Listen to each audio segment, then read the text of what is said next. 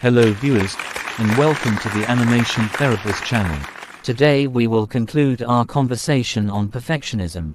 In our last video, we explored what perfectionism is, the possible causes, and types of perfectionism. Dr. Paul also differentiated healthy and maladaptive perfectionism. Today, our focus will be on practical strategies that can help us manage maladaptive perfectionism. Join me, as I welcome Dr. Paul to the Animation Therapist studio. Thank you for having me again on this channel. I look forward to sharing healthy strategies to help cope with unhealthy perfectionism. Thank you once again, Dr. Paul. Can you share with us practical strategies that can help manage maladaptive perfectionism? Thank you for the question. Today I will be sharing 10 healthy strategies. The first one I will talk about is the need to identify and question perfectionistic thoughts. Identifying and questioning perfectionistic thoughts are essential because it allows us to see that these thoughts are often not accurate or helpful. It helps us to recognize that perfection is not realistic and that it's okay to make mistakes. It also helps us to focus on progress rather than perfection. By identifying and challenging perfectionistic thoughts, we can replace them with more realistic and helpful thoughts, which can help us to feel less anxious and stressed, and more motivated to achieve our goals.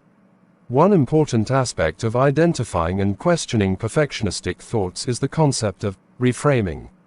This involves looking at the situation from a different perspective. For example, instead of thinking, "I failed because I didn't get the perfect score on the test," we can reframe it as, "I learned a lot and improved from the last test." This helps to shift our focus away from perfection and towards growth and improvement. It also helps us to see the positive in the situation, which can help to boost our mood and motivation. Thank you for that, Dr. Paul. You have been able to highlight that identifying and questioning our perfectionistic thoughts is essential in managing maladaptive perfectionism. Can you please go ahead with the other strategies? Yes, the second strategy I will be sharing is the need to have an accountability partner. An accountability partner is someone who supports and encourages you to reach your goals and helps you to stay on track. They can provide motivation and encouragement when you're feeling discouraged, and can also give feedback and constructive criticism. They bring to your awareness that your perfectionistic tendencies are getting the best of you. Having an accountability partner can also help you to feel less alone in your struggles with perfectionism. The support and encouragement from an accountability partner can be really valuable, especially when things are tough. In addition to having an accountability partner, it can also be helpful to join a support group, either virtual or in person. Support groups provide a safe and supportive space to share your experiences and struggles with others who understand what you're going through. They can also offer practical advice and coping strategies. Joining a support group can be especially helpful if you feel isolated and alone in your struggles with perfectionism. Tip number 3. Come up with healthy coping statements. Healthy coping statements are positive affirmations that can be used to replace negative or perfectionistic thoughts. These statements are designed to help you feel calm and empowered. Some examples of healthy coping statements may include, "I can handle this. This is only temporary. I can learn from this experience. I am strong and capable. I am doing the best I can. I am enough. It's okay to take a break." By using healthy coping statements, you can help to replace negative and perfectionistic thoughts with more positive and constructive ones. Over time, this can help to shift your thinking patterns. One important thing to remember when using healthy coping statements is to make sure they are specific to you and your situation. For example, instead of saying, "I am enough," you could say, "I am enough for my job," or "I am enough for my family." Making the statements more specific can help to make them more powerful and meaningful. Also, remember to use the coping statements regularly, especially when you are feeling anxious or overwhelmed. This will help to reinforce the positive thoughts and make them more automatic. Strategy number 4. Acknowledge your maladaptive perfectionist tendencies. Acknowledging your maladaptive perfectionist tendencies is an important step in managing them. This involves being honest with yourself about your perfectionist tendencies and how they are impacting your life. It may be helpful to make a list of your perfectionist tendencies, such as overworking, seeking approval from others, or being overly critical of yourself. This will help you to identify your specific areas of difficulty. Once you have acknowledged your perfectionist tendencies, you can begin to take steps to change them. So what are the steps we can take to change them? Once you have acknowledged your perfectionist tendencies, the next step is to challenge them. This involves questioning the thoughts and beliefs behind your perfectionist tendencies. For example, if you tend to overwork, you may challenge the unhealthy belief that you have to be perfect to be successful. You could also challenge the unhealthy belief that your worth is determined by your accomplishments. By challenging these unhealthy beliefs, you can begin to change your perfectionist tendencies. Thank you for that, Dr. Paul. What other ways can we deploy to manage maladaptive perfectionism? Tip number 5. Set reasonable goals. When we set unrealistic or perfectionistic goals, we set ourselves up for failure. This can lead to feelings of disappointment and frustration. Instead, we should set goals that are challenging but achievable. This allows us to feel a sense of accomplishment and progress, rather than feelings of failure. It's also important to focus on the process, rather than the outcome, when setting goals. Let's take an example to make this more concrete. Let's say you have the goal of losing weight. An unrealistic goal would be to lose 10 pounds in a week. This is not possible and will only lead to frustration. A more reasonable and realistic goal would be to lose 1 to 2 pounds per week. This is a challenging but achievable goal that will allow you to feel a sense of accomplishment and progress. Setting reasonable and realistic goals like this can help to prevent the negative feelings that can come with perfectionism.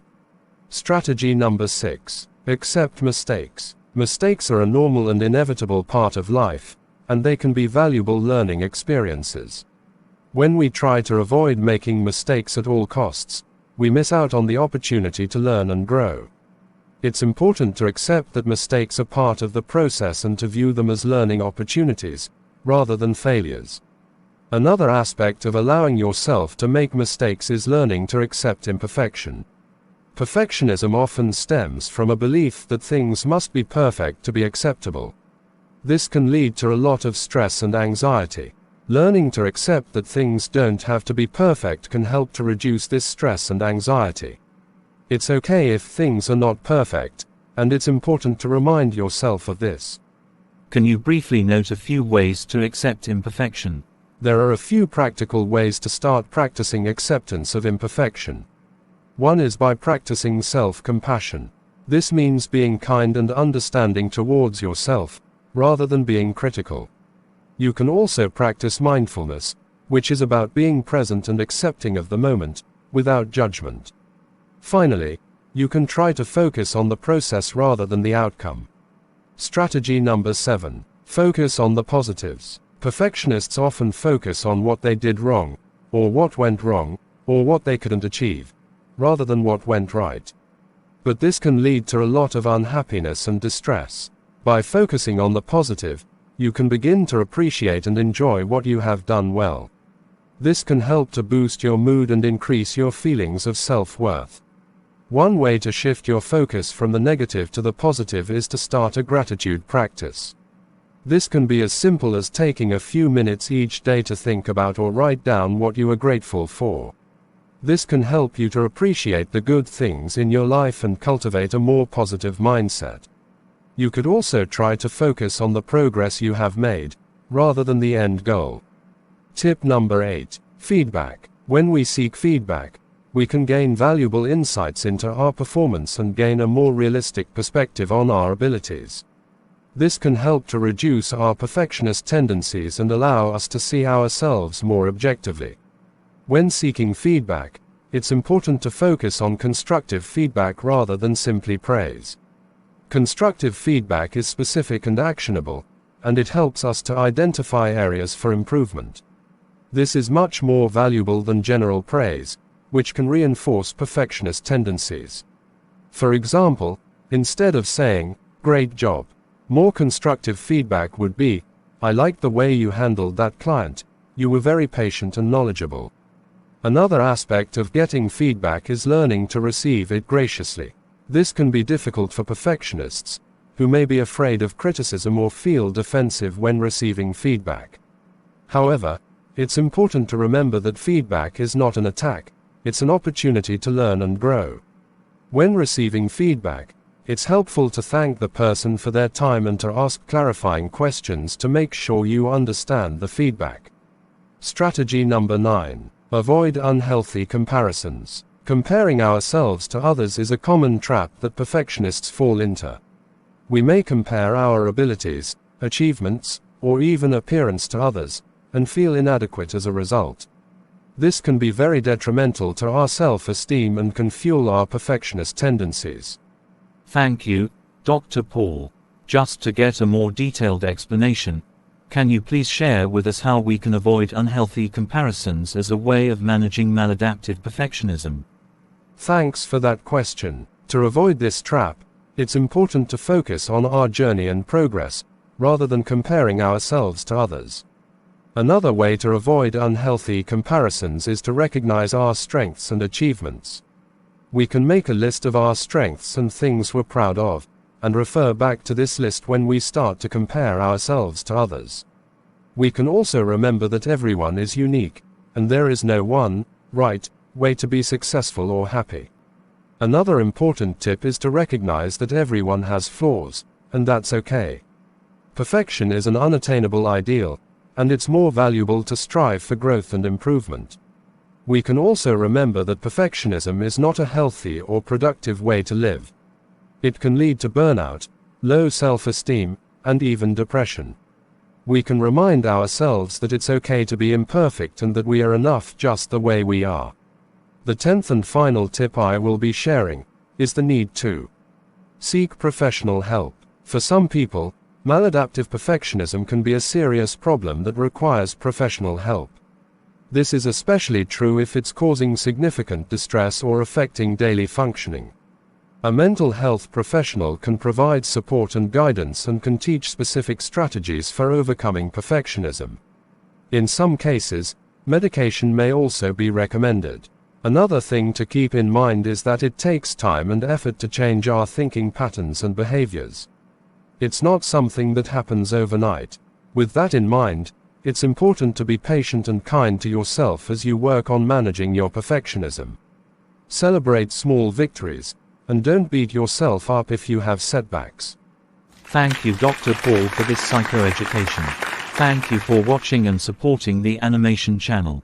Kindly subscribe to our YouTube channel if you haven't done so, and ensure you turn on the notification button to get updated each time we upload a new video. Cheers.